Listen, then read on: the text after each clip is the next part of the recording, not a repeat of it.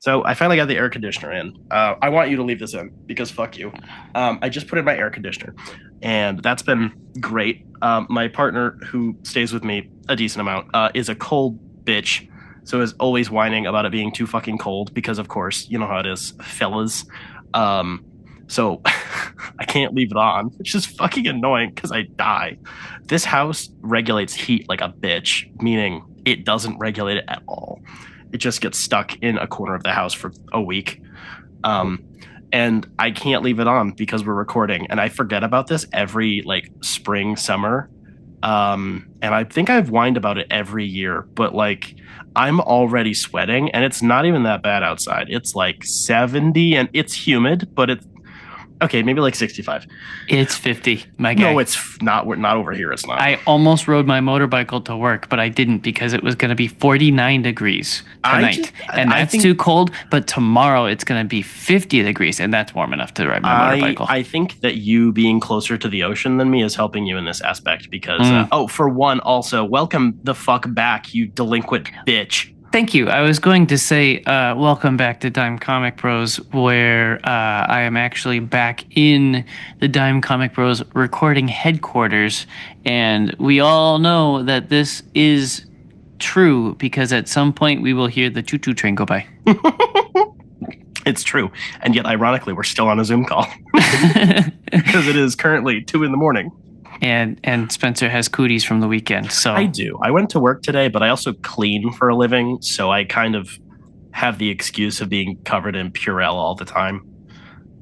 I am kind of sad though because I had genuine like bass boosted voice this morning, and it sounded great, and it didn't hurt. And now it's back to the like painful squeaking.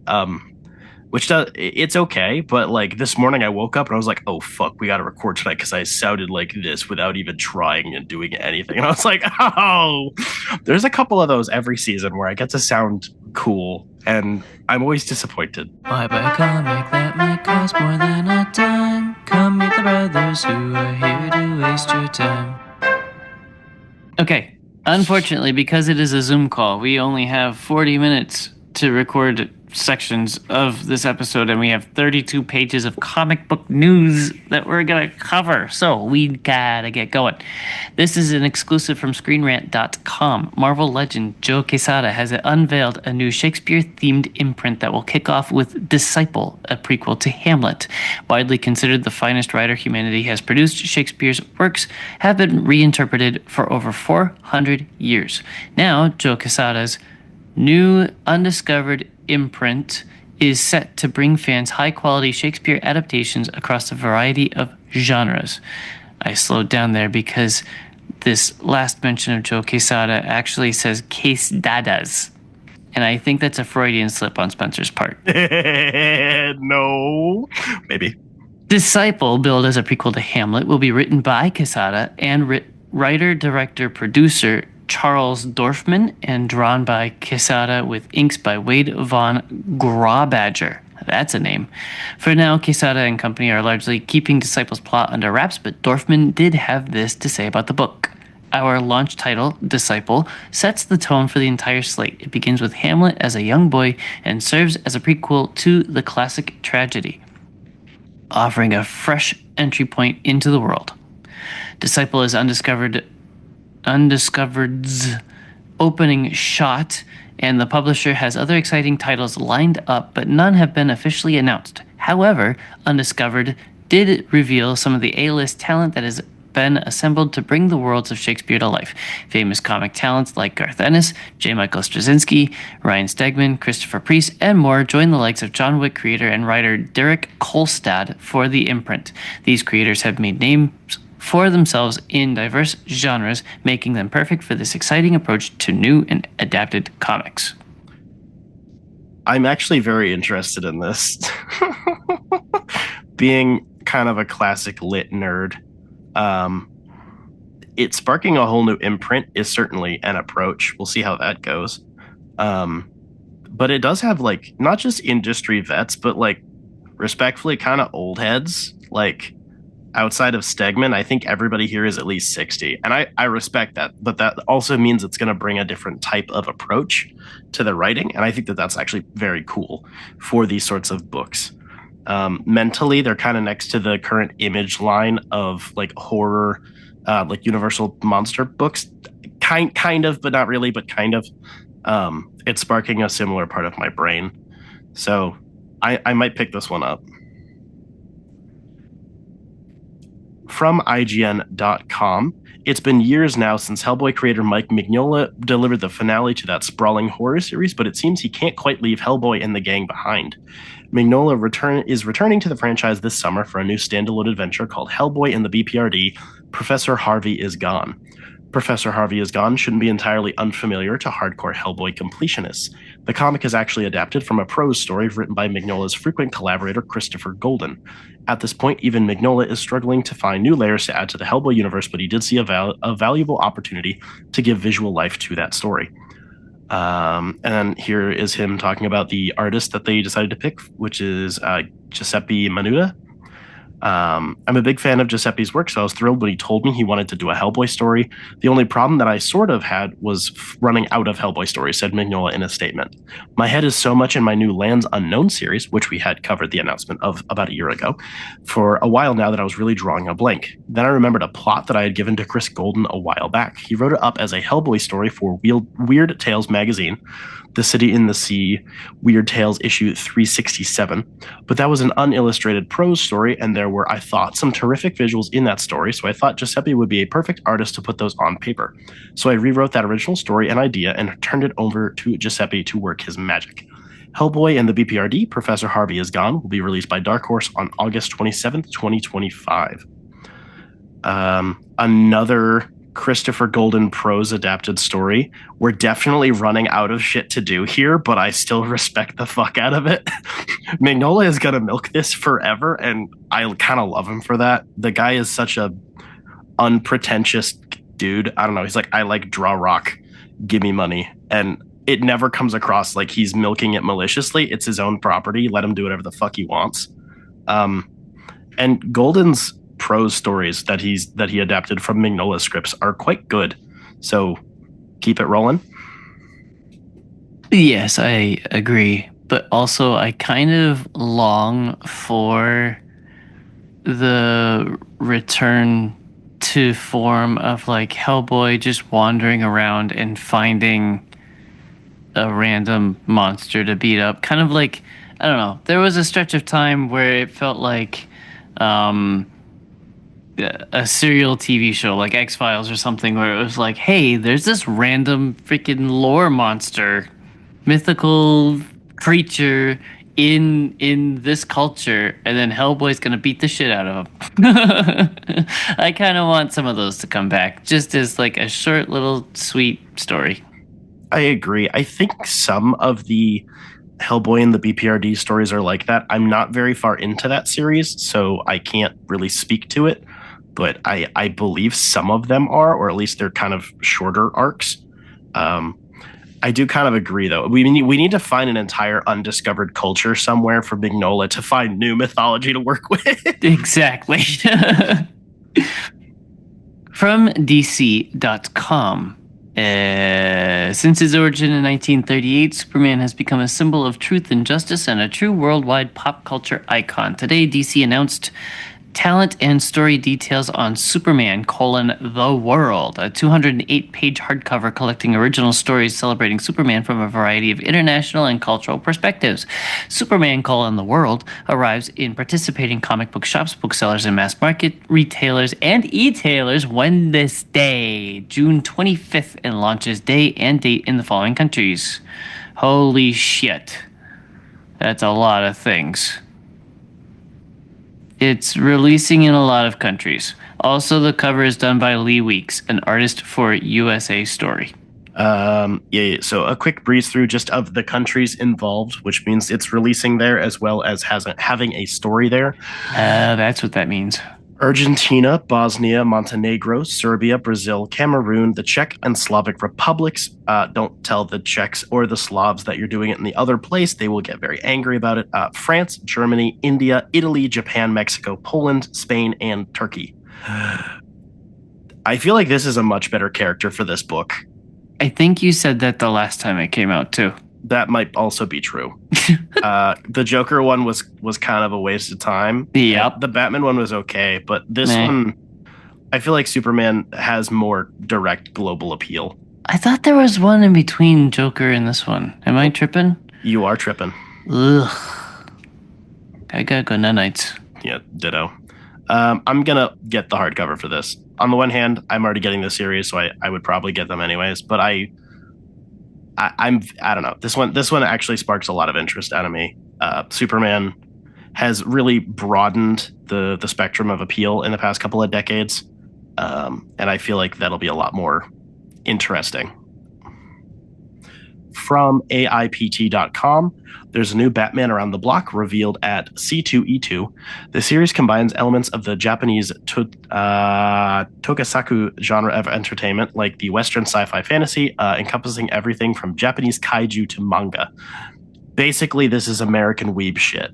During the Kyle Higgins Presents Radiant Black, the Massiverse, and More panel, Kyle announced a new DC Elseworld series, Immortal Legend Batman. It features co-writer Matt Groom, also of Radiant Black and Inferno Girl Red, and art by Dan Mora, the most chained up in a basement man at DC, who's done everything under the fucking sun. In Immortal Legend Batman, Dan, Matt, Eric, and I are using elements of superhero tokusatsu. I'm so American, I'm sorry. So readers can expect to see cool and recognizable elements like mech armor transformations, specifically named combat moves. I'm a sucker for that shit. A gradually expanding team and more, said writer Higgins. The first issue launches into comic shops on August 27th. As always, Dan Mora cooks out the fucking wazoo with everything he touches, and it looks gorgeous.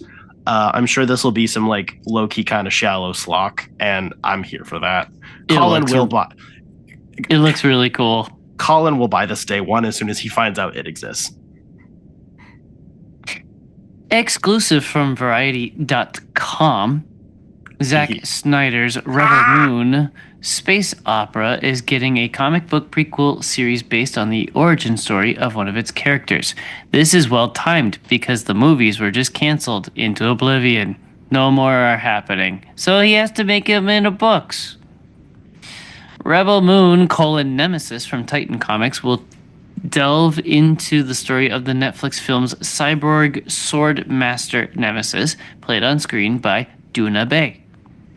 From award-winning writer Gail Simone and artist Federico Bertoni, the comic series will take place before Nemesis became a sword-wielding, partly mechanical assassin and is described as an, quote, action-packed and badass story in the style of a revenge western in which an innocent woman finds herself in the path of Imperial soldiers who slaughter her family, end quote.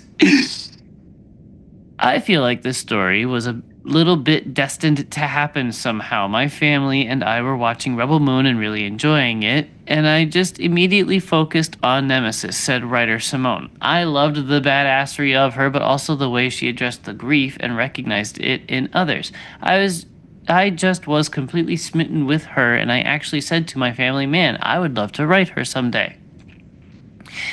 Rebel Moon Nemesis marks the second comic book spin-off series following Rebel Moon: House of the Blood Axe, written by Snyder, released in early 2024, and also published by Titan. I have a question. I have a question before you start with your bullshit. Mm-hmm.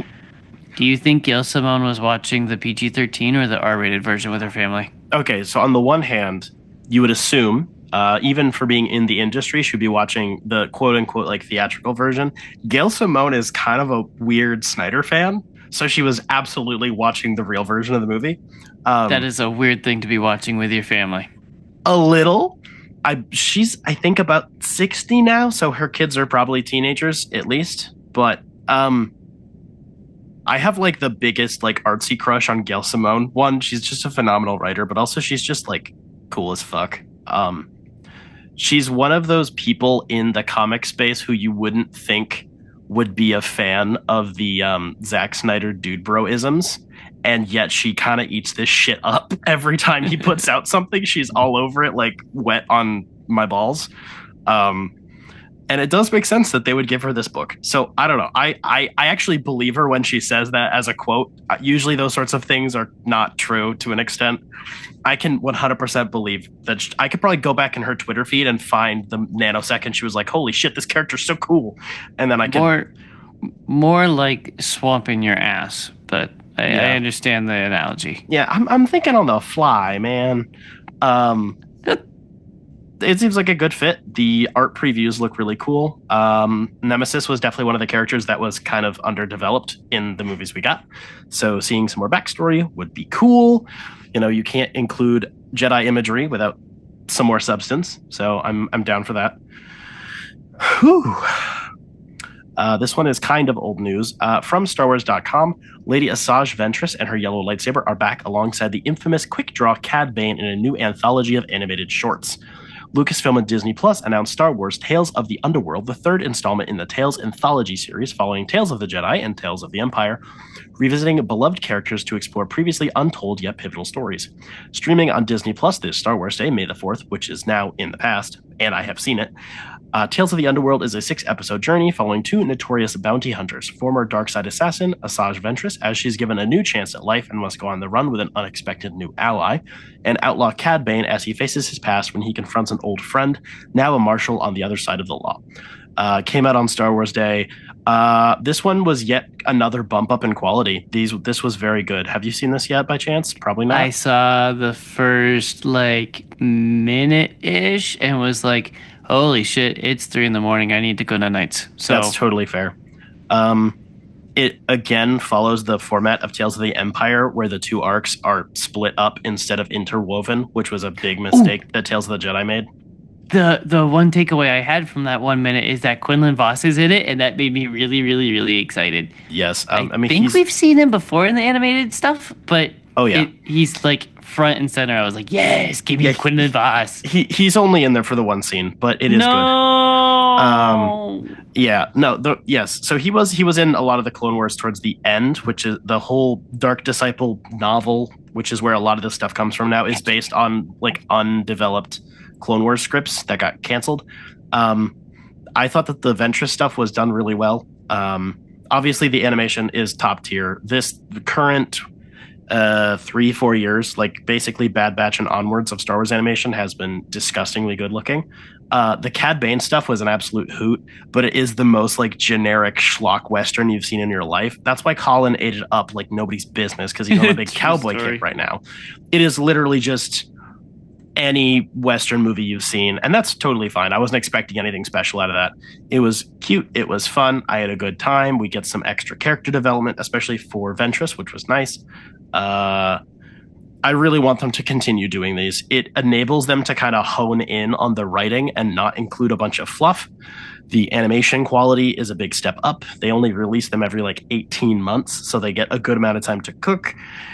I fuck with this. Like, if they never announce another animated series, I would be okay with this. Ironic because of what's coming later, but point still stands.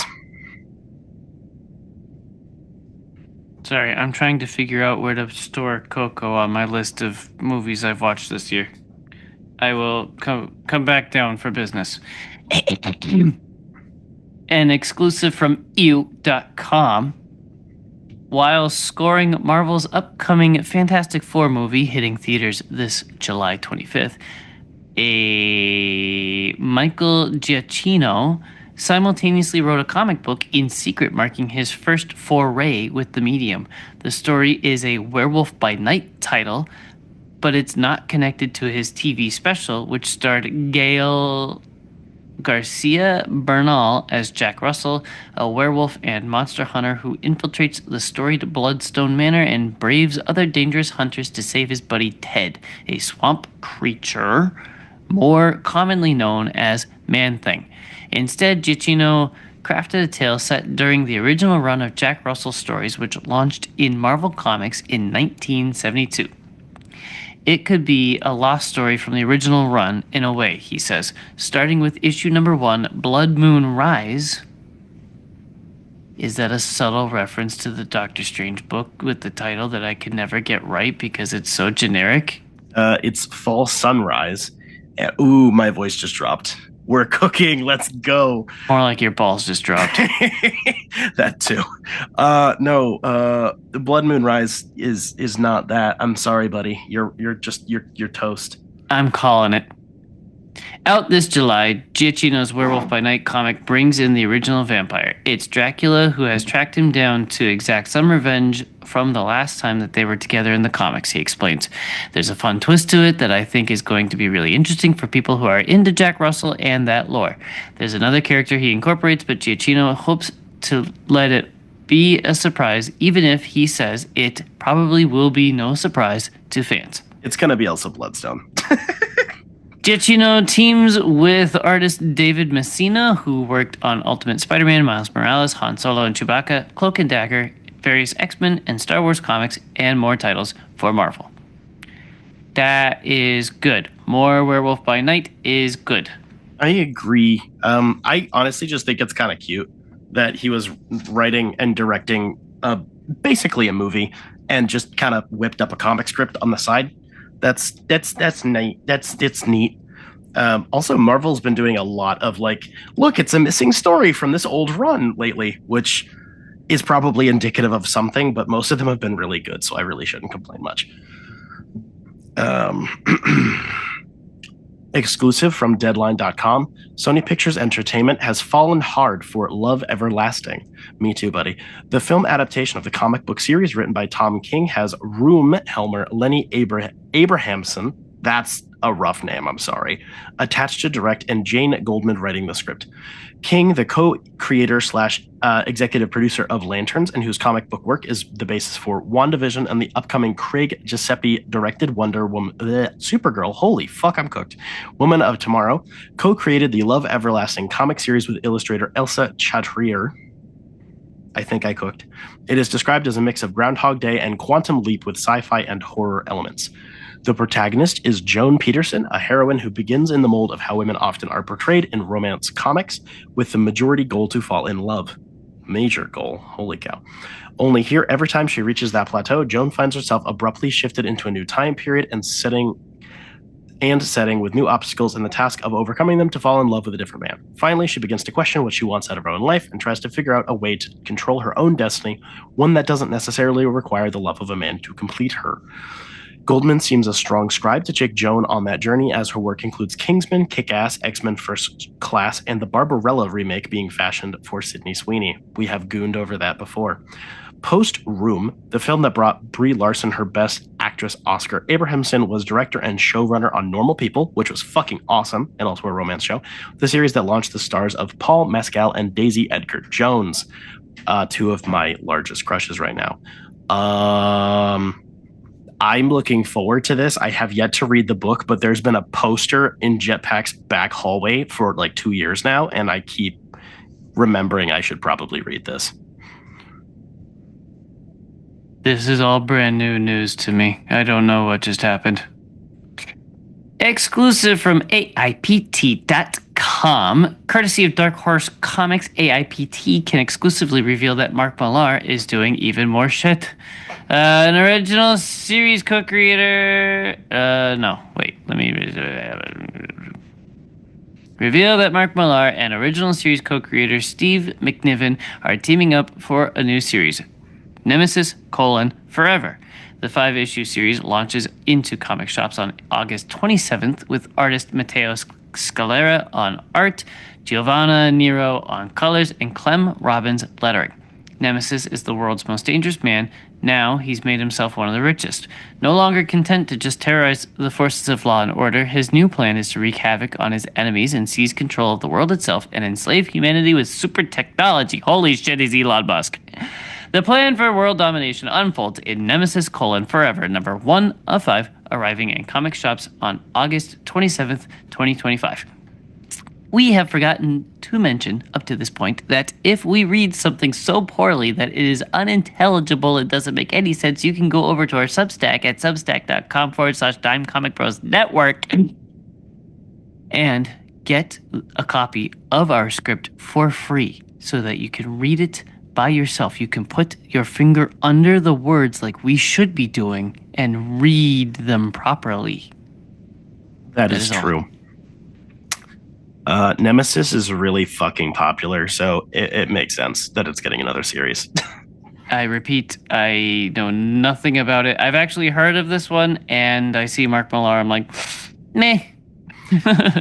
Same. It does seem to be one of his better projects, but it also seems to be covered in Mark Millarisms, aka I hate everyone and everything, and everyone should fucking kill themselves. And probably rape. That may or may not be true. I cannot speak to that, although Mark Millar does include that in his books a little bit more than I would like. From Marvel.com, like father, like daughter. Wolverine and Deadpool are teaming up again this July in a new comic series, and this time they're bringing their daughters along for the ride.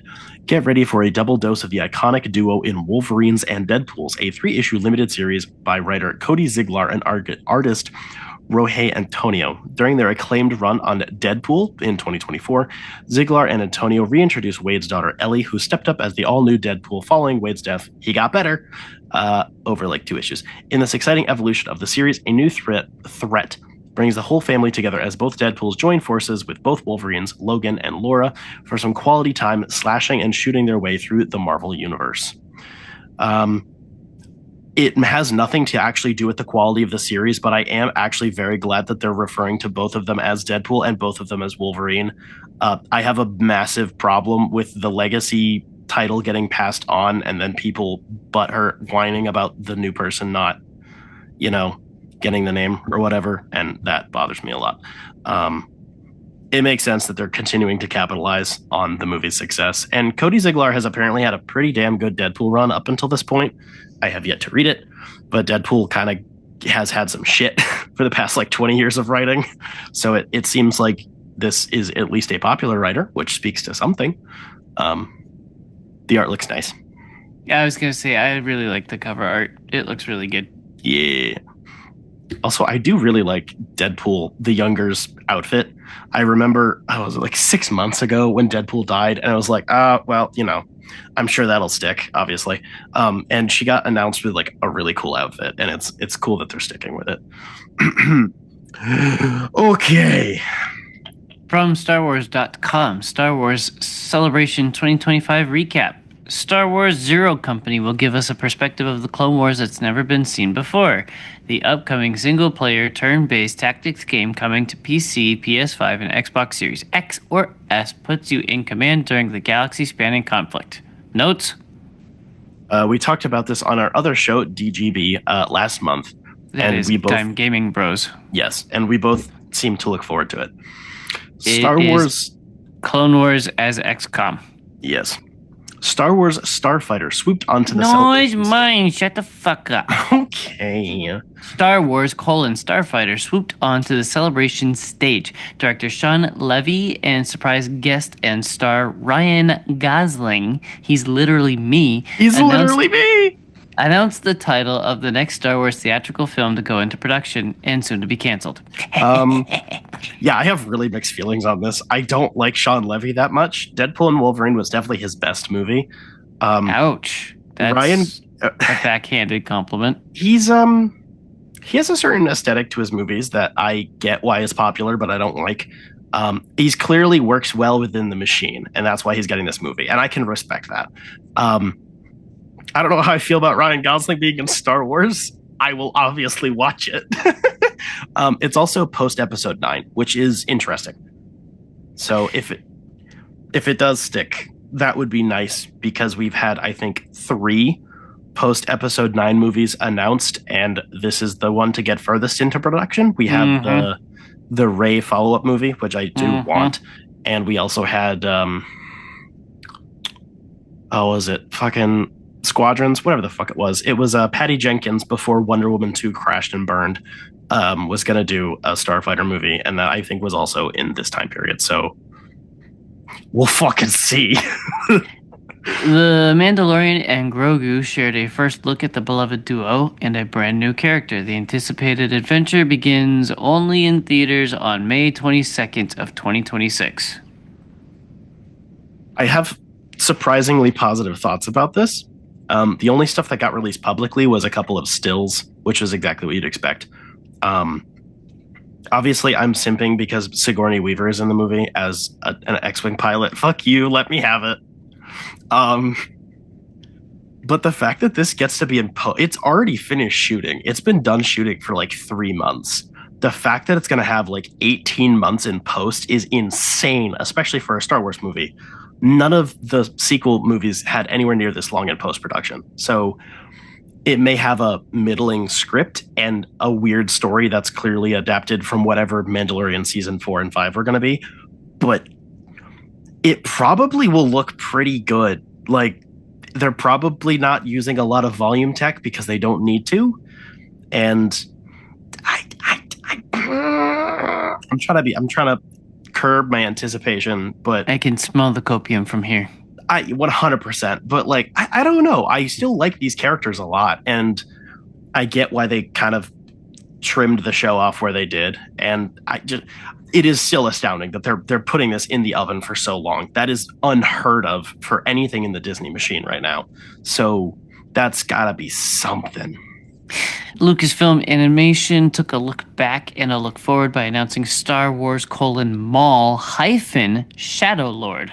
Surprise guest Sam Witwer took the stage to reveal his return to the galaxy far, far away. It's an animated show set before Rebels and after Clone Wars, and I'm gonna fucking come. I'm gonna come so hard. We got a still of this, and it's in like the updated Clone Wars designs, which is great. They've done interviews since the Star Wars Celebration panel, and it's effectively been, we're not doing Maul was a misunderstood good guy. It's more Maul thought that the Empire was going to be like doing human baby sacrifices on an altar to the Sith gods, and he doesn't like that there's paperwork now. That's not exactly how they've described it, but that's what they mean. Is they're like, that's entirely fair. Yeah, it's I like, see his point. I thought we were gonna be like religious zealots and like murdering people for fun. It's like, no, if you want to come on this star station, you need to fill out these 18 forms, and you will not participate in any of the massacres of civilians. So that's pretty fucking cool. I like the angle with that. And I'm a sucker for this because it's bridging multiple appearances of Maul that we've had post Clone Wars, and then we had his involvement with the comics for a little bit there, and then we still have this big gap period while he's still, in charge of the Crimson Dawn before we get to Rebels. There's a lot to mine there. Now let me have this half. Fuck you. No. Star Wars: The High Republic: Trials of the Jedi have a front and back cover that merges into one, and it looks really cool. The High Republic Phase 3 concludes with Star Wars: The High Republic: Trials of the Jedi. We can't believe this 4-year journey is almost at an end. To help fans prepare for the epic conclusion of the High Republic initiative, here's a look at the back cover of Charles Soule's final novel featuring some of our favorite Jedi heroes, and Ember, of course. I did not know that the High Republic was only planned to be 3 phases, and I'm pretty impressed with their restraint with this one. Yep. I think, halfway through phase 2, and everything has continued to be fantastic. I think as a completed project, while it'll take forever to get through, this will be like really looked back fondly upon. I think both you and Collin would fuck with this shit if you got to it. I have kind of dabbled in it, but not really dove into it. I wish the Morgan TV shows would catch up and start dabbling with this stuff and not just with the Acolyte. Well, the Acolyte was plenty popular, and yet it still got canceled because of retards. I know. And I didn't even half mind it. The last piece of the Phase 3 puzzle can be found in Star Wars: The High Republic - Fear of the Jedi. Yeah, suck that USB stick. Ugh. Cavan Scott returns for the final arc of the High Republic with his explosive miniseries, which will conclude with a special finale one-shot issue, The Beacon. Each one of the phases has been collected into an omnibus so far, so they're actually pretty straightforward reading, which is nice. Yes. Enjoy more Jecki and Yord in Star Wars: The Acolyte: The Crystal Crown. Speak of the devil, my shit is back. Let's fucking go. Just when we thought we'd seen the last of Jecki Lon and Yord Fandar, Tessa Graton brings us a new young adult novel featuring 3 of our favorite Acolyte characters. The brand new tale, set before the events of the series and also including Master Soul, is available July 29th, 2025. Yippee! Ahmed Best's character from The Mandalorian is set to join the Jedi team-up series Star Wars: Jedi Knights. Kelleran Beck will be featured in issue 8 of Marvel's newest series, Star Wars: Jedi Knights, featuring some of the galaxy's most familiar, and maybe not so familiar, Guardians of Peace and Justice. Look for it in October. Those are some rough-ass covers. They are, but this is cute. I really liked how well received this character was, despite him being in one episode for one flashback in a bad season of TV. It's nice. I can't help but like it. It was just cool. Imagine being Ahmed Best, though, man. Like, you get like death threats for decades, and now you're back going to Star Wars Celebration again. That's nice. Timothy Zahn's Star Wars Thrawn novel is getting a manga retelling. Relive the origins of one of the galaxy's most enduring villains in this first ever manga adaptation of Timothy Zahn's 2017 novel Star Wars Thrawn by Man Tsang. This looks good. I might actually jump on this. This is surprising. Yes. Star Wars Jedi Fallen Order will join the manga adaptation lineup. In other adaptation news, Cal Kestis and the Stinger Mantis crew get a manga retelling of their own. Get a first look at cover art, character designs, and interior art from Mangado and Side Ranch. Manga good. Meh, that one looks okay. It'll probably be good. Get a peek inside Star Wars: Path of the Lightsaber. In anticipation of its fall release, fans get a look inside the new manga series written and illustrated by Kenny Ruiz, including a sneak peek at the new heroes and villains from the tale set in the sequel trilogy with ties all the way back to the Golden Age of the Jedi in the High Republic. Some goofy goober kid shit. It might cook, though. Sometimes the kid shit is pretty damn good. From comic runs to Star Wars Rebels, we've had a chance to see what Darth Vader was up to after the events of Star Wars: Revenge of the Sith, but just how dark is Vader's pre-Star Wars A New Hope journey? The newly announced Star Wars Master of Evil by Adam Christopher, author of the New York Times bestselling Star Wars: Shadow of the Sith, chronicles Vader's haunting pursuit for the power to conquer death. Take a look at the creepy cover reveal with art by Simon Goynard and get your hands on the sinister story on November 11th of 2025. I have mixed feelings on this, but the cover art is based on some concept art for The Force Awakens, and it looks dope as shit. The cover is spoopy. It's very spoopy. Another Vader thing between episode 3 and 4 is a lot. Yet again, I have opinions on Adam Christopher's Star Wars writing, which I'll get into later.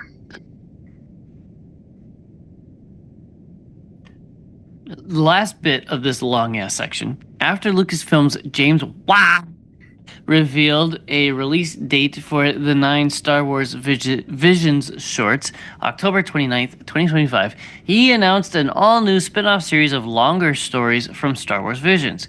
He invited the 9th Jedi writer and director Kenji Kamiyama to the stage, who thanked the audience for being so supportive and enthusiastic about the adventures of Kara and Juro in The Ninth Jedi and the upcoming Child of Hope. He then announced that fans will watch Kara's journey continue to unfold in an all-new spin-off called Star Wars: Visions Presents The Ninth Jedi. I made a short story called The Ninth Jedi during Volume 1. Kamiyama director Shiotani is making one more film, this time Child of Hope, and it ends with Kara's departure to look for her father in the first short film. Star Wars Visions: The Ninth Jedi features lightsabers that change color depending on one's force, according to Kamiyama, and that Kara's father invented these lightsabers and has been kidnapped. What in the world was the reason for such lightsabers? Kamiyama continues. I think it will be a story where those secrets will be told. I like that. I liked that in The Acolyte, and I hated all the fallout from it because it was dumb and gay. I liked this, and it's not even canon, so everybody can suck my ass. I agree. If I had to pick one of the stories from Visions to get a continuation, this one definitely tracks. It seems like it has the most legs to it. Instead, it just kind of honing in on the visuals. There was a book sequel to The Ronin, which was very good, but it is kind of mining the same earth. I feel like The Ninth Jedi has a lot to explore, which is cool that it's also getting a follow-up story in the next batch and then a like in-between miniseries. So that's pretty neat. What are the odds that Collin's going to randomly not like this, despite the fact that he likes The Ninth Jedi, and I'm sure he's going to like the upcoming short? He really hated the lightsaber changing color thing, so I bet I'm betting under on this one.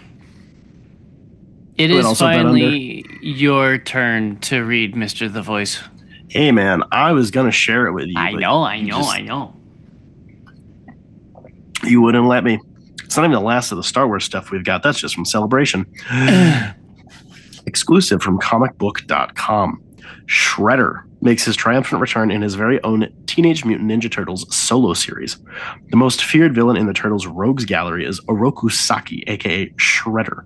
The Heroes in a Half Shell are currently starring in a relaunch series at IDW Publishing, but as the story of the four brothers reuniting continues to play out, another side of the TMNT universe will be explored in TMNT Shredder by writer Dan Waters of Batman Dark Patterns and a billion other things. He's low-key my goat right now.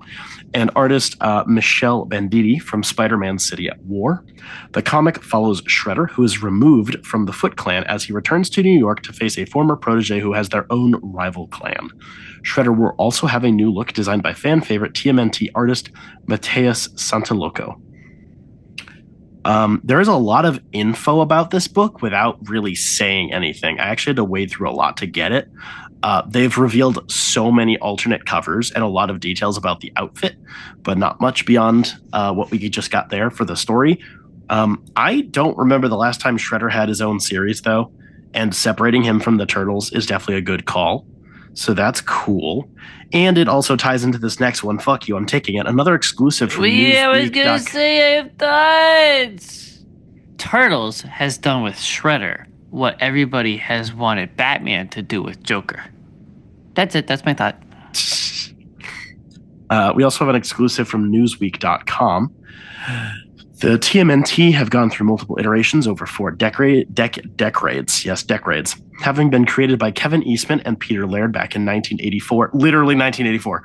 Eastman and Laird created a comic based on 4 mutant turtles that possessed keen martial arts abilities, which was meant to be a one-shot, but ended up becoming a phenomenon. Literally everyone knows the rest.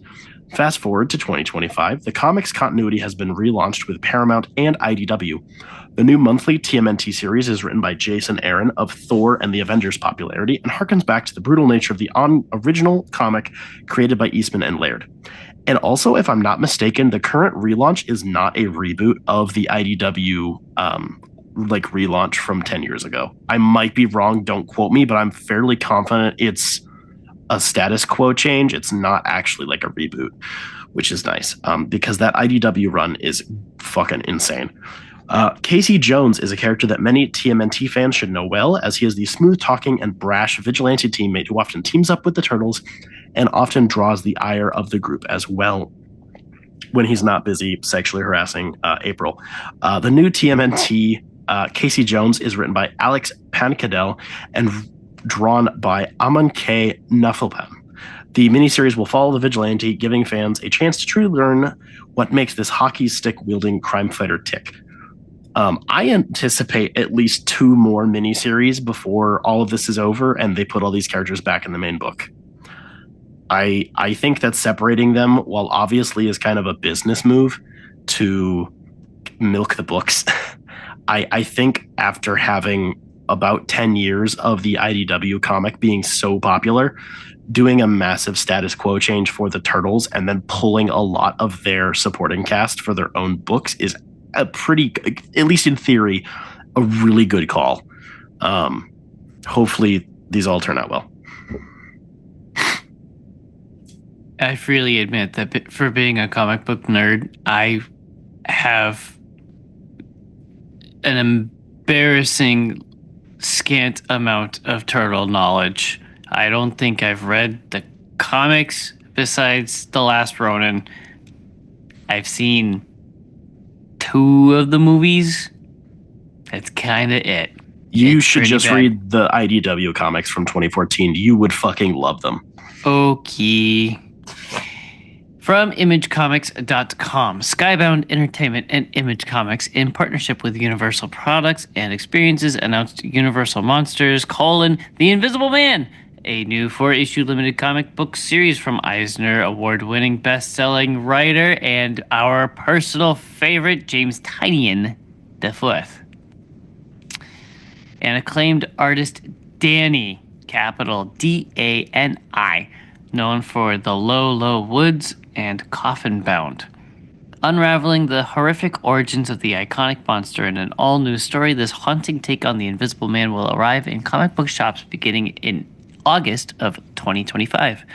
The horror dream team of James Tynion IV and Danny, alongside colorist Brad Simpson, reveal their vision for one of the most intriguing monsters in cinematic history. This new series is sure to entice longtime fans of the movie and new fans alike to dive into this new horror classic with nods to the events of the seminal Universal Pictures film. Going back to the first conversation I had with Skybound about the Universal Monsters line, there were 2 characters I knew I wanted to work on from the start. We started with Dracula, but in my heart, my favorite Universal monster film has always been The Invisible Man, said James Tynion IV. It's a thrill to peel back the bandages and approach Griffin's story from a whole new angle, and I couldn't be more thrilled to be on this ride with Danny. All in caps. I think I've gotten all of them, actually. I know I have the Dracula and the creature from the Black Lagoon, and I'm pretty sure I followed Frankenstein. That's actually in my pull list. That's partially sitting on Spencer's dresser right now.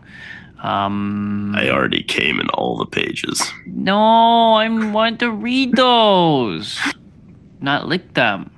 There might be a monster in between that I missed, and I don't remember. But because it's James Tynion IV, I will be picking this up for shizzle. Yes. It's your turn.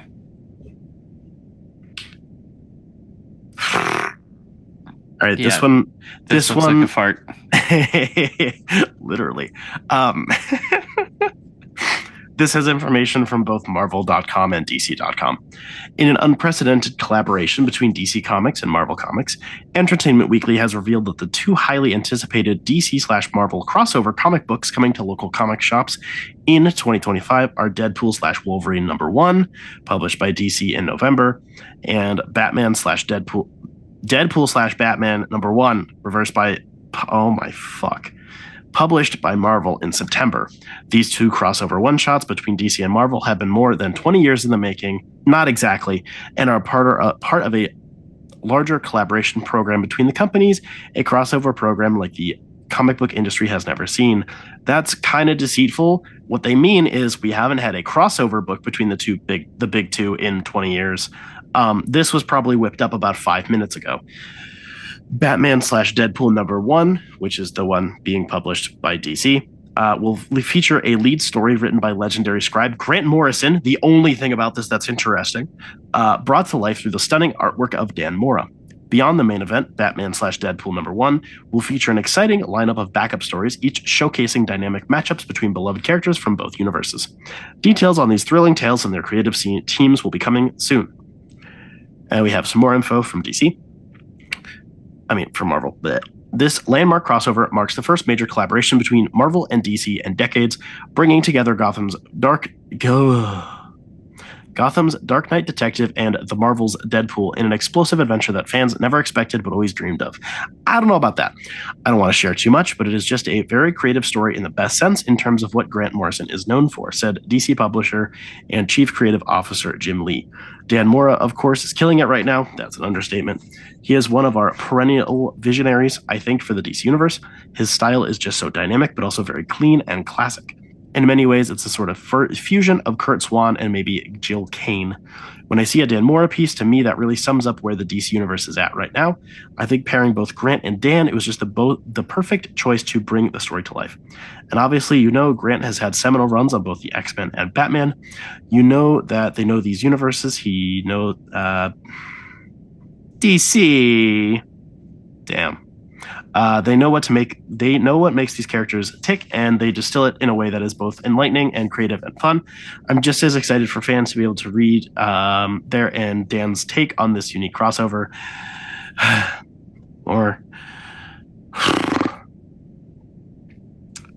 I don't do many comics these days, that's an understatement, but there is no way I could turn down the chance to work with Dan Mora again, one of my all-time favorite artistic collaborators, and definitely no way I could turn down Batman and Deadpool, said Grant Morrison.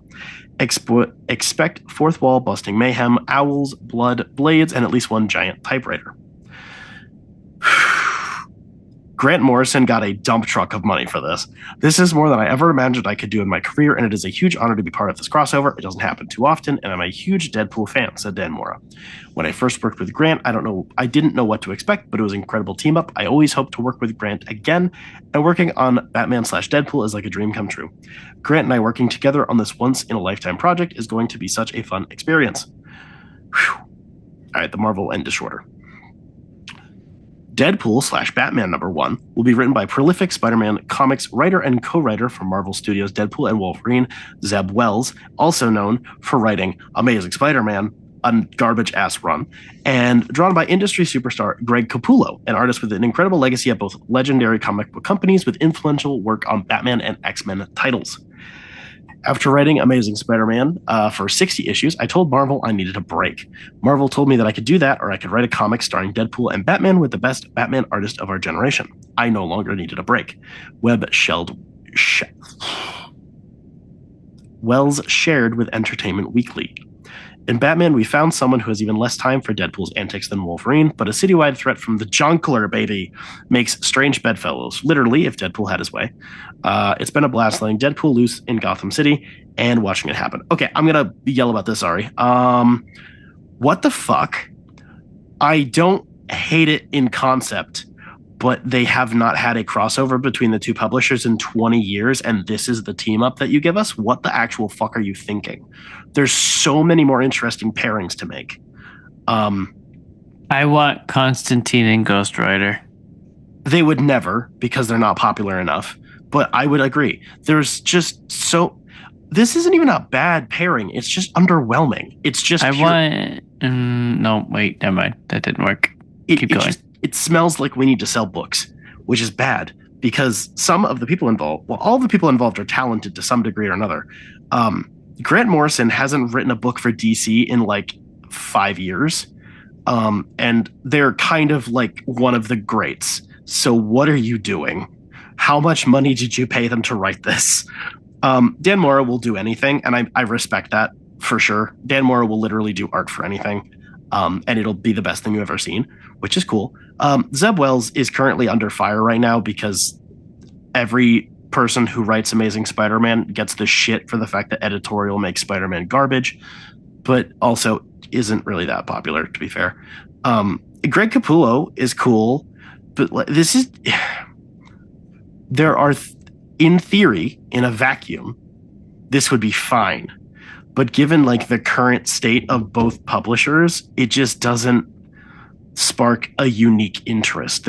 I could name 10 other pairings that would make more sense and would be more, interesting.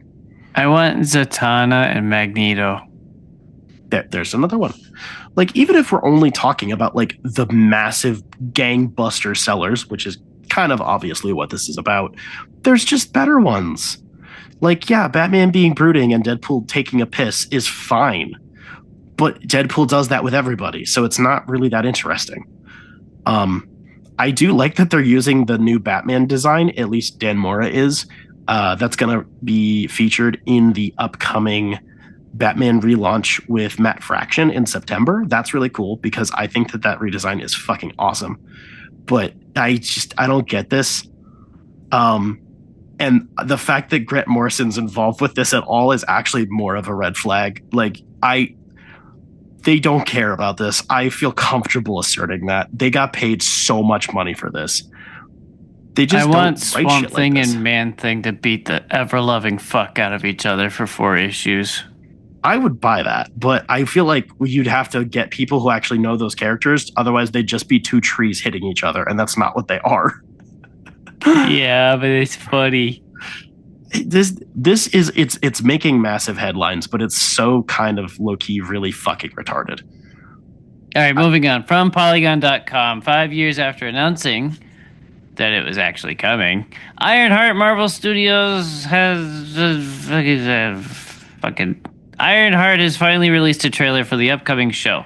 Our first look at Ironheart highlights Riri Williams, the genius teenage inventor played by Dominique Thorne, who was previously introduced to the MCU in Black Panther: Wakanda Forever. Ironheart will debut on Disney Plus in a 3-episode premiere on June 24th. Holy shit, it took long enough. It did, and the trailer didn't look that good. Ugh. I didn't see the trailer. I really hope it does well. I do. This is one of those legacy characters that got introduced in the mid-2010s that got a lot of shit, and it wasn't great, but it wasn't that bad either. And I think since then, Riri Williams has been a very good entry into the Marvel Universe with other writers, and I really liked her in Wakanda Forever. Ow, my leg is asleep. I'm also really intrigued by the fact that this miniseries villain is the Hood, which I've recently had a bit of a thing for. And also pairing magic with technology is always fun. But also the fact that it's a 3-episode premiere does not bode well for their confidence on this one. That's half the show. From DC.com. DC announced a new 5-issue Black Label comic book series, Superman: The Kryptonite Spectrum, by W. Maxwell Prince, Martin Morazzo, and Chris O'Halloran, on sale August 13th. The visionary minds behind the critically acclaimed and Eisner Award-nominated Ice Cream Man comic book series, I think that was a me typo, from Image Comics, G. Willow Wilson. I'm toast. W. Maxwell Prince, Martin Morazzo, and Chris O'Halloran. Do you want to just cap it here and then come back later? No. We still got quite a bit left. No, we got it. It's not like I'm going to go to bed. Oh, I'm gonna, so. We can do it. Those dudes are set to bring their signature storytelling sensibilities to DC this summer with a comic book series about one of the most iconic figures in pop culture, Superman. Duh. Genre-bending creators, Prince, Morazzo, and O'Halloran, lend their signature blend of existential superhero fantasy horror to the world of Superman in a new series that brings the Man of Tomorrow into contact with every flavor of kryptonite under a yellow sun. Even the pink one? I was going to say even the pink one that makes him gay. The creative team will launch into an all-new limited series that reimagines Superman through a daring, genre-defining lens. We've developed a reputation for pretty left-of-center experimentation with respect to comic storytelling, said W. Maxwell Prince. And this is basically what we're doing over the 5 issues of the Kryptonite Spectrum, using our unique voice in comics to tell a soup's yarn that's both strange and timeless out there and also totally grounded. You might know what green, red, and black kryptonite does to Superman, but what about purple, or cobalt, or speckled, or pink? I added that. Across the 5 innovative issues, Superman must look inward to find strength in his most infamous weakness. Each issue promises to explore different facets of Superman's character, mythos, and moral core, while bending narrative form in ways only Prince, Mazzaro, and O'Halloran can. While Ice Cream Man became a cult favorite for its surreal, often harrowing dive into horror and existential dread, this new Superman title marks a bold departure, eschewing horror in favor of introspection, fun, genre-fluid storytelling. I was not familiar with these people at all, and then I saw some of the interior art for this book, and I'm really interested. And also, it's Superman, so of course you're really interested. It's a Black Label book that's not Batman.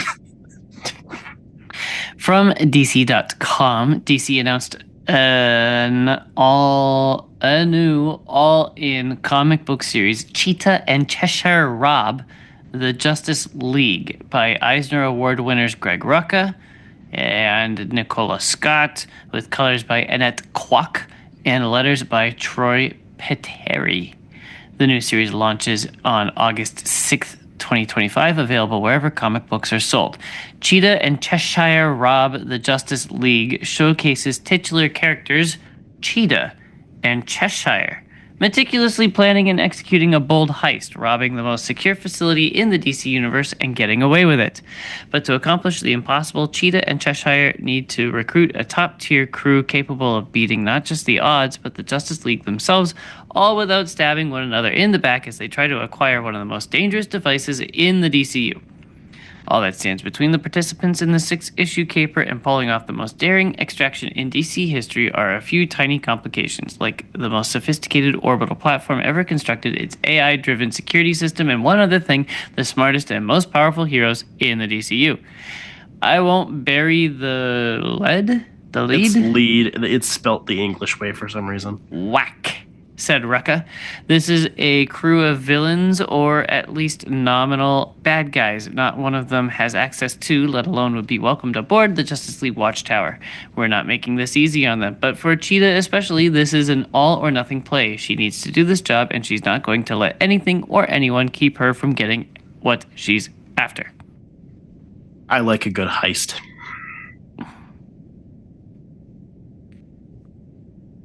It doesn't say that this is Black Label either. This is just regular comic books. It is just a thing. From DC.com, the first teaser trailer for Peacemaker Season 2 has arrived, confirming John Cena's Christopher Smith and the 11th Street Kids are hurtling back into action.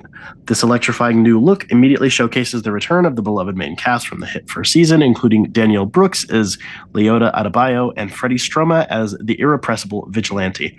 More importantly, the footage establishes a new deadly adversary in Frank Grillo's Rick Flag Sr., who has been spearheading an operation to bring Peacemaker in. Finally, the teaser signals that the upcoming season will see the team facing their continuing struggle for acceptance in a world still skeptical about their heroism despite their previous world-saving efforts. Streaming August 21st on HBO Max. I was a massive proponent of this show when it started. It was great. I was really hesitant as to how they're going to make this now new DCU canon. I'm still curious. We have basically no fucking information as to that. It continues to look really good. We also get to see Hawkgirl and Guy Gardner in the opening of this interviewing Peacemaker, which is cool and funny in typical James Gunn fashion. Clearly, there's at least a pocket universe with a more eviler Peacemaker where his dad is still alive and shit. There's definitely some weird pocket dimension multiverse shit going on, but I'm just glad it's finally happening. I've been waiting for this for a hot minute. It still looks really good. I'm always down for a passion project, even if I don't entirely know why the fuck this is like the thing we're leading with, other than Superman. This is the first live action like show, and just jumping into a new continuity with the same cast is super bizarre. But with how this character has been set up, I can at least believe that there's an explanation for this, because it's some bizarre whack ass shit. So fuck it. I guess. I think I made it to episode 3 or 4 of the first season, and by then I was like, I do not get the humor of the show. I can't anymore. And so I didn't. It's definitely unique. I will not deny that in the slightest. I have criticized James Gunn many times for not being as funny as I used to think he was, but I do think that Peacemaker is definitely one of his better entries. But meh. Yeah, go. From Marvel.com. Ooh, I edited this article purely for your pure baby ears, just so you know. You're welcome. Following Immortal Thor 2020, following Immortal Thor number 25 in July, Ewing will launch a new run of Thor alongside artist Pascal Ferry, who makes a thunderous return to character following his acclaimed work during Mac Faction's Thor run. A major shift in Ewing's overall Thor narrative, Thor number 1, sets up a captivating new status quo for the God of Thunder, unlike any in his 60-plus year history. The Norse myths tell of gods who walked the earth doing great deeds for the mortals who believed in them, but Asgard isn't real and never was. The gods never soared in our skies, never stood with our heroes, never fought for kindness or justice. It was all just a story. Nobody's coming to help us, but somewhere in the city, a man is waking up. A man with a hammer. He's me! I have a hammer!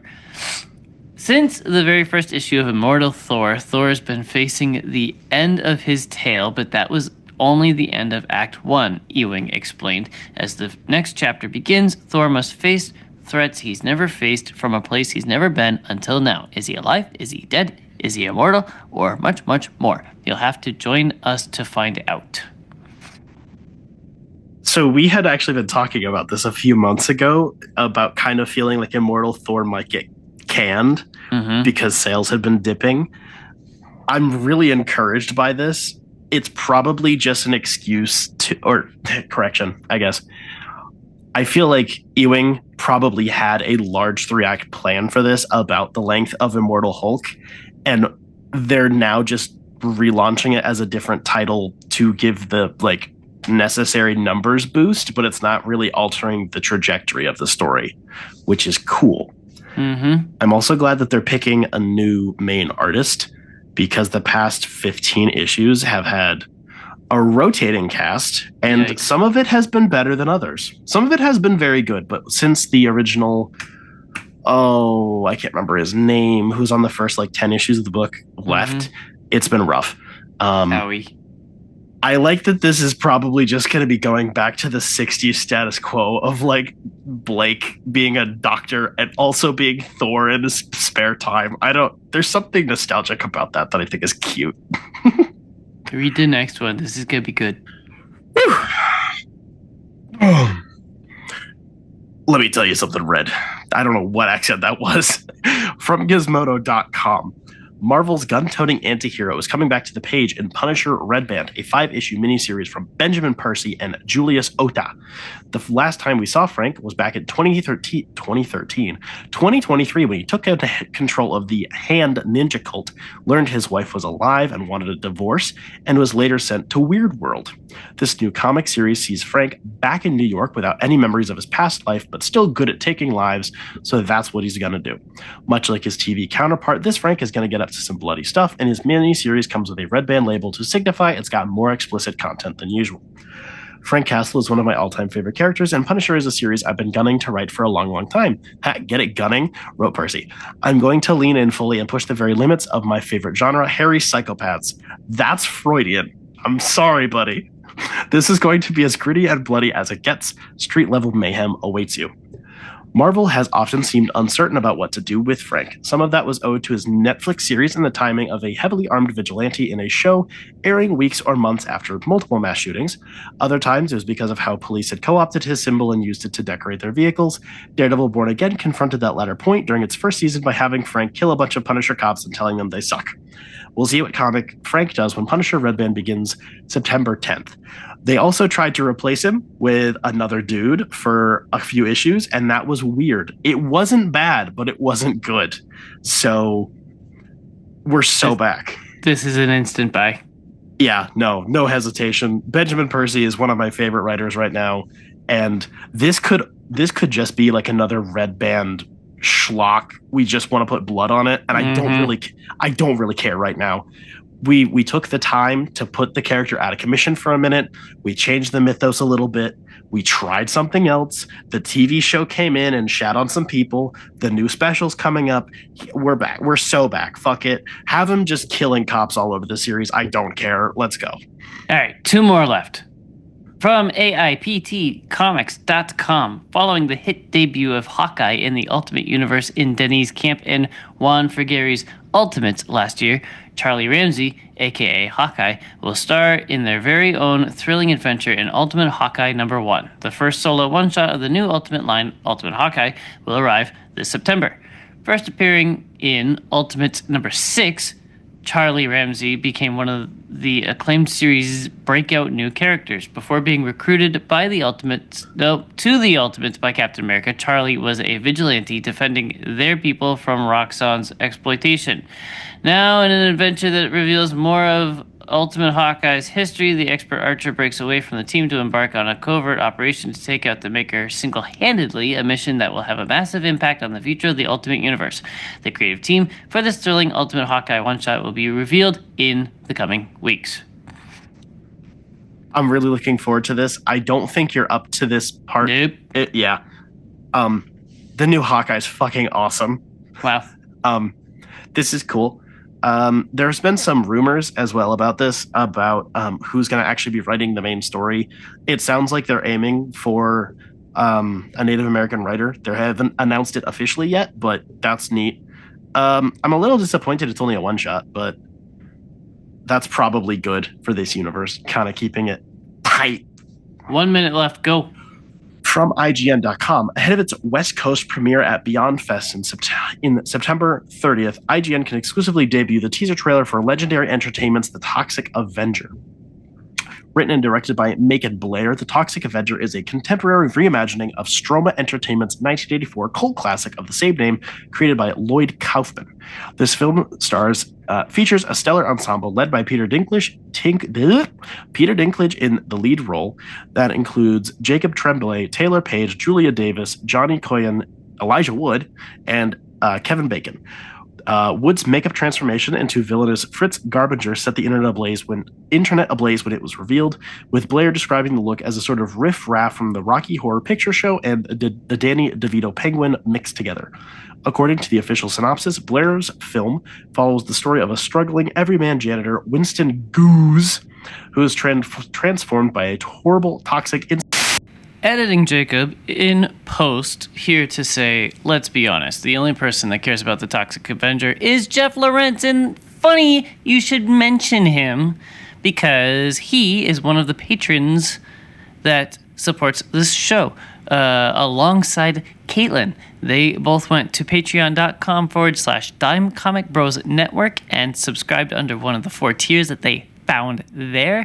They have been our longtime patrons, and we greatly appreciate their support. They get all kinds of bonus benefits, such as access to our after episode, our secondary show, I guess, or a tertiary show, Dime Comic Bros Happy Hour, where we crack open a drink and just decompress from a hard day of podcasting and talk about anything that pops into our little pea-sized brains.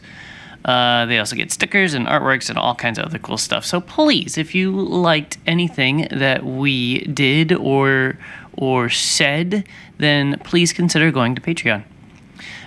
Special thank you to Jetpack Comics and Games in downtown Rochester, New Hampshire. They provide all the comic and nerdy gaming needs that we, your hosts, have. And they're a local store. So please shop locally. Don't just buy on Amazon because you don't want to leave the house and actually put clothes on. Put clothes on, shop local, shop at Jetpack. Next week, all three boys will be talking about X-Men Apocalypse, the really awful X-Men movie. We're going to have a blast. Tune in then.